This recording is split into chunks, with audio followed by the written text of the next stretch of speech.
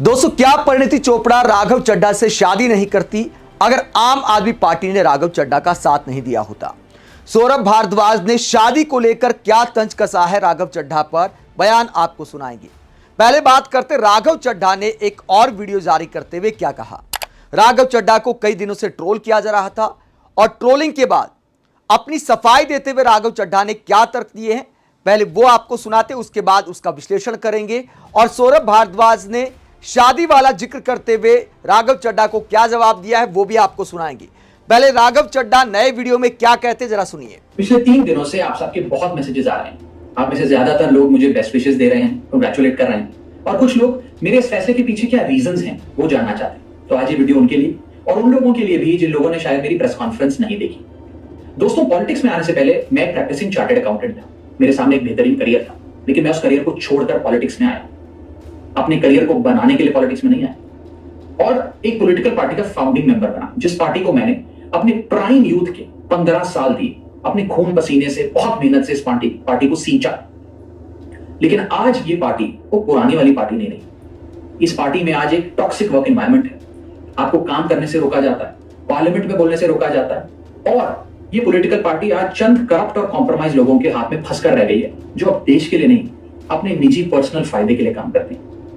पिछले कुछ सालों से मैं ये फील कर रहा था that perhaps I'm the right man but in the wrong party, और इसी के चलते मेरे सामने सिर्फ 3 ऑप्शंस थे। पहला ऑप्शन कि मैं पॉलिटिक्स ही छोड़ दूं, दूसरा ऑप्शन कि मैं इसी पार्टी में रहूं और चीजें ठीक करने की कोशिश करूं, जो कि हुआ नहीं, और तीसरा ऑप्शन कि मैं अपनी एनर्जी और एक्सपीरियंस लेकर पॉजिटिव पॉलिटिक्स करूं, एक और प्लेटफॉर्म के साथ, एक और पॉलिटिकल पार्टी के साथ जुड़कर सकारात्मक राजनीति करूं। इसीलिए मैंने अकेले ने नहीं, मेरे साथ 1 नहीं, 2 नहीं, 3 नहीं, 4 नहीं, 5 नहीं, 6 और सांसदों ने, यानी कि कुल 7 MPs ने यह फैसला लिया कि हम अपनी इस पॉलिटिकल पार्टी से रिश्ता तोड़ते हैं। एक आदमी गलत हो सकता है, 2 आदमी गलत हो सकते हैं, लेकिन 7 लोग गलत नहीं हो सकते। और वो अनगिनत लोग जो एजुकेटेड एरुडाइट लोग थे, जो इस पॉलिटिकल पार्टी के सपने के साथ जुड़े थे, वो तमाम लोग जो इस पार्टी को छोड़ के चले गए, क्या वो सारे गलत हो सकते हैं?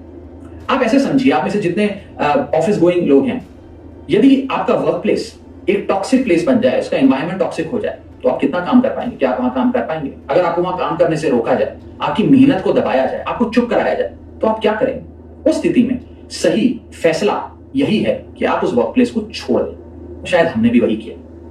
आप में से बहुत सारे लोगों ने यह भी मुझसे पूछा कि क्या मैं वैसे ही आपके मुद्दे, ऑर्डिनरी प्रॉब्लम्स, ऑर्डिनरी सिटीजन उठाता रहूंगा या बंद कर दूंगा? मैं उन्हें विश्वास दिलाना चाहता हूं कि मैं आपकी प्रॉब्लम्स को लगातार और एनर्जी के साथ और जोश के साथ उठाऊंगा। और अच्छी बात यह कि अब हम उन प्रॉब्लम्स की सॉल्यूशंस को भी ढूंढ पाएंगे और उसे इंप्लीमेंट करा पाएंगे। पिछले 3 दिनों से आप सबके दोस्तों, राघव चड्ढा की ये मीठी मीठी बातें कितनी बचकाना, मतलब कितनी हास्यास्पद है। एकदम से अपनी जो फॉलोइंग है, अपने जो फैन है, उन्हें दिमाग से एकदम पैदल समझ लिया है। एक तो ये नेता लोग ये जो बातें करते कि यार मैंने 15 साल 20 साल खून पसीने से सींचा, क्या भैया मजदूरी की है आपने? मैंने चार्टर्ड अकाउंटेंट का अपना करियर दांव पर लगा दिया, मैंने छोड़ दिया, मैंने 15 साल पार्टी को दे दिया, अपनी जवानी दे दी। मतलब जवानी में क्या आपका बुढ़ापा आ गया? क्या आम आदमी पार्टी ने आपसे कस्सी से काम कराया? क्या फावड़ा चलवाया? क्या खेत में मजदूरी कराई? मतलब आप एक ऐसी लाइफ में आए कि आप देश में चर्चा का विषय बन गए, आप एक सेलिब्रिटी बन गए और दिखाते ऐसे जैसे बहुत ज्यादा त्याग कर दिया।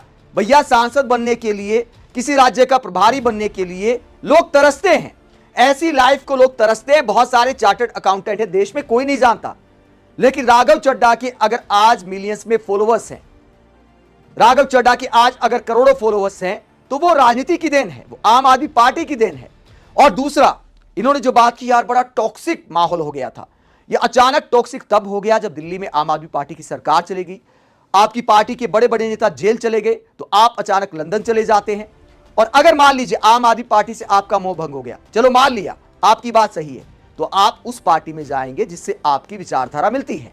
आप कुछ दिन पहले तक जिस पार्टी को गुंडों की पार्टी बता रहे थे, अनपढ़ गुंडों की पार्टी बता रहे थे, अचानक आपको प्रधानमंत्री राष्ट्रवादी लगने लगे। जिस बीजेपी की धर्म की राजनीति का आपने विरोध किया, तानाशाही का आपने संसद में आरोप लगाया कुछ समय पहले तक, अचानक उसमें ही आपको राष्ट्रवाद दिखने लगा, उसी में आपको भविष्य दिखने लगा, उसी में आपको सकारात्मक राजनीति दिखने लगी। मतलब ये तो कमाल की बात है। एक और जो बचकाना बात कही, भैया एक आदमी गलत हो सकता है, 2 गलत हो सकते, 7 कैसे गलत हो जाए? भाई साहब 20-25 विधायकों को भी तोड़कर जब सरकारें गिराई जाती हैं, बनाई जाती हैं, तो वो तो गलत होता है। चाहे 7 सांसद जाए, चाहे 70 जाए, संख्या आधारित नहीं करती। देश की पब्लिक सब समझती है क्या सही है क्या गलत है। आपके एक साथी के यहां कुछ दिन पहले ईडी की रेड पड़ी और अचानक वो बीजेपी में चला जाता आपके साथ, तो क्या वो गलत नहीं है? ऐसी बातों को लेकर कुछ दिन पहले आप बीजेपी की आलोचना किया करते थे, आज गिनती गिना रहे, देखिए हम तो 7 गए, हम 7 गलत नहीं हो सकते। भाई साहब 7 गलत करें या 70 गलत करें, गलत तो गलत होता है। जिस पार्टी की विचारधारा पर आप 7 के 7 सांसद आज तक बोलते आ रहे थे, अचानक आप उसमें चले जाते और फिर जनता को समझाते देखिए हमने बड़ा अच्छा काम किया है, बड़ा दम घुट रहा था। और आम आदमी पार्टी पर जो आरोप लगाया कि भैया काम नहीं करने दे रहे थे, इतनी भरी जवानी में राघव चड्ढा के नाम का तो कोई वोट बैंक नहीं था, पंजाब का प्रभारी बना दिया, उसके बाद पिछले कुछ समय में ही राज्यसभा सांसद बना दिया, पंजाब में इन्हें सुपर सीएम तक कहा जाता था, और कितना मान सम्मान चाहिए। लेकिन अचानक दम तब कैसे घुटने लगा जब अरविंद केजरीवाल जेल गए और आपने आम आदमी पार्टी से किनारा करना शुरू कर दिया। राघव चड्ढा के ऐसे लॉजिक पर अब आम आदमी पार्टी भी जवाब दे रही। सौरभ भारद्वाज क्या कहते हैं? सौरभ भारद्वाज ने राघव चड्ढा की शादी पर भी तंज कसा है। सौरभ भारद्वाज ने क्या कहा, जरा सुनिए। तो अभी राघव का एक वीडियो देखा जिसमें वो बता रहे हैं कि भाई जैसे आप लोग नौकरी बदलते हैं, कंपनी बदलते हैं, ऐसे मैंने पार्टी बदल ली। आपको पार्टी छोड़नी थी, आप छोड़ सकते थे, लोग आपको गाली नहीं देते राघव, मगर आपको गाली इसलिए दी जा रही है क्योंकि आपने अपनी पार्टी के साथ, जिसने आपको सब कुछ दिया, आज आपकी शादी भी अगर हो पाई है ना, वो इसलिए हो पाई क्योंकि आप इस पार्टी के द्वारा राज्यसभा के अंदर मेंबर बनाए गए। आप एक राज्यसभा मेंबर थे, वरना कोई नहीं पूछता आपको।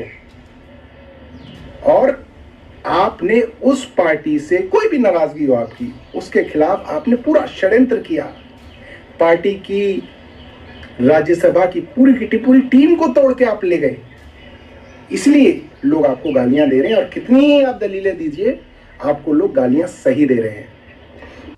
तो सौरभ भारद्वाज तंज कसते हैं कि आपकी शादी भी हो पाई है तो आम आदमी पार्टी की वजह से। परिणीति चोपड़ा और राघव चड्ढा की जो शादी हुई, बड़ी चर्चित शादी रही। तो सौरभ भारद्वाज कहते हैं कि परिणीति चोपड़ा जैसी हीरोइन आपसे शादी नहीं करती अगर आम आदमी पार्टी ने आपका सांसद का कद ना बनाया होता। आप इस पूरे मुद्दे को लेकर क्या सोचते? राघव चड्ढा ने जो तर्क दिए, जो वीडियो बनाते हुए सफाई दी कि बड़ा दम घुट रहा था, अपनी जवानी कुर्बान कर दी आम आदमी पार्टी के लिए, लेकिन अब वो पार्टी नहीं रही। तो आप इस पूरे मसले को लेकर क्या सोचते हैं? राघव चड्ढा ने जो सफाई दी और जैसा सौरभ भारद्वाज ने कहा शादी पर जो तंज कसा है, उसे लेकर क्या सोचते हैं? कमेंट बॉक्स में अपनी राय जरूर दें। साथ ही चैनल को सब्सक्राइब भी करें। नमस्कार।